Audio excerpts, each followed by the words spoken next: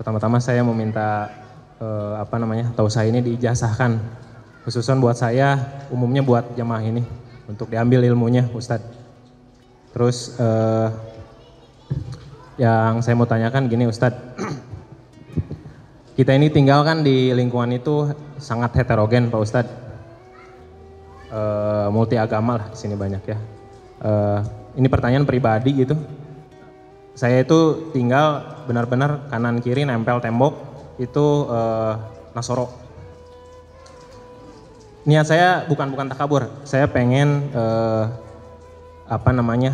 mungkin ini ibadah saya gitu. Saya pengen memperlihatkan adab sama akhlak orang muslim tuh seperti ini gitu. Jadi biar tidak termakan ya sekarang metaverse ya.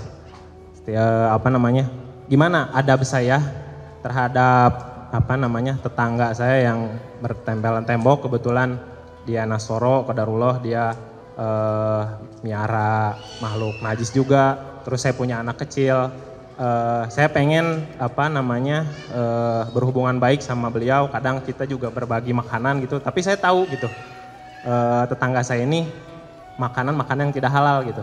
Gimana cara adab saya, Ustadz? Sodako. Bismillah.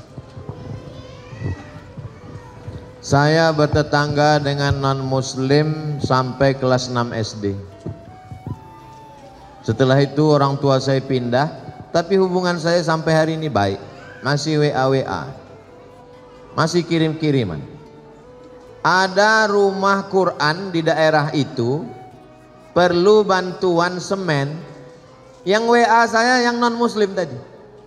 Ustadz Somad, dekat rumah kita ada rumah Quran. Sekarang sedang pembangunan. Ada orang di Jakarta mau dapat jadwal ceramah TNI melalui yang non muslim tadi. Jadi hubungan kami tetap baik dalam hubungan sosial, tapi dalam hubungan akidah, wala ana abidum ma'abattum wala antum abiduna ma'abud lakum dinukum wadi. Dulu kalau hari raya dia kirim kami makanan, tapi dia tahu kita tidak makan makanan dia kasih kuehnya kue kotak, kue bungkus pabrik halal, minuman kaleng. Kita saling menjaga. Sebetulnya yang merusak ini provokator. Medsos ini luar biasa fitnahnya. Adapun bertetangga menjaga adab, justru dia masuk Islam karena adab itu. Ada seorang imam namanya Imam Al-Hasan Al-Basri, meninggal tahun 110 Hijrah, punya tetangga non muslim, rumah tetangganya di atas bukit, dia di bawah. Lalu kemudian suatu ketika Imam Hasan Al-Basri sakit, tetangga yang non muslim masuk menjenguk ke ruang tamu. Hasan Basri mana? Dia di kamar, tetangganya masuk ke kamar. Sampai di kamar, di pojok rumah ada ember. Tetangganya nanya, itu air apa Hasan Basri?